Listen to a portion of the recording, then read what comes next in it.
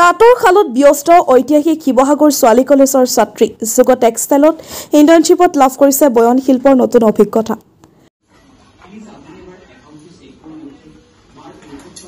নতুন শিক্ষানীতিৰ অংশ হিচাপে শিৱসাগৰ ছোৱালী কলেজৰ 18গৰাকী ছাত্ৰী ব্যস্ত হৈ আছে তাঁতৰ শালত। অসমীয়া কাপোৰ বোৱা কটা শিকিছে তেওঁলোকে। কলেজৰ শ্ৰেণীকোঠা এৰি তেওঁলোকে বিগত দুসপ্তাহৰো অধিক সময় ধৰি শিৱসাগৰ নগৰৰ সমীপৰ যোগ টেক্সটাইল নামৰ এই তাঁতশাল উদ্যোগত ইণ্টাৰ্ণশ্বিপত অংশ লৈছে। কলেজত অসমীয়া আৰু বুৰঞ্জী অধ্যয়ন কৰি থকা ছাত্ৰীসকলে এতিয়া এনেদৰে নিজকে ব্যস্ত কৰিছে তাঁতশালত। এই ইণ্টাৰ্ণশ্বিপত কলেজখনৰ 18গৰাকী ছাত্ৰীয়ে অংশগ্ৰহণ কৰিছে। জীৱনত প্ৰথমবাৰৰ বাবে তাঁতশালত বহি এই নগৰীয়া ছাত্ৰীসকলে শিকিছে বোৱা কটাৰ প্ৰতিটো সৰু বৰ কথা। যঁতৰ পকোৱা, সূতা লগোৱা, ফুল তোলা, কাপোৰৰ ডিজাইন আৰু উৎপাদন প্ৰক্ৰিয়াৰ প্ৰতিটো কথা শিকিছে ছাত্ৰীসকলে।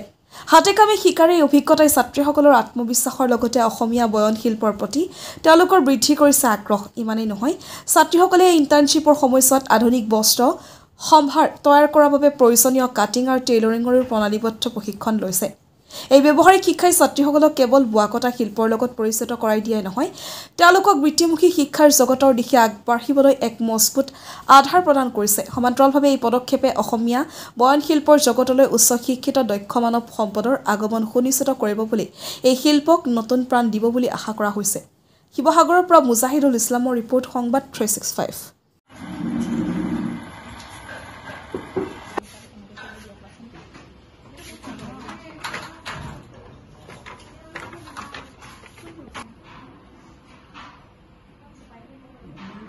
মোৰ নাম শ্ৰীমতী অঞ্চমী গগৈ। মই শিৱসাগৰ ছোৱালী কলেজৰ অসমীয়া বিভাগৰ ছাত্ৰী। আমাৰ NEP আণ্ডাৰত এটা ইণ্টাৰ্ণশ্বিপ হৈ আছে, এবাৰ নতুনকৈ দিছে। তাৰ কাৰণে আমাৰ বিষয়টো পৰিছিল হেণ্ডলুম এণ্ড টেক্সটাইল। সেইকাৰণে আমাক শিকিবলৈ পঠিয়াইছে।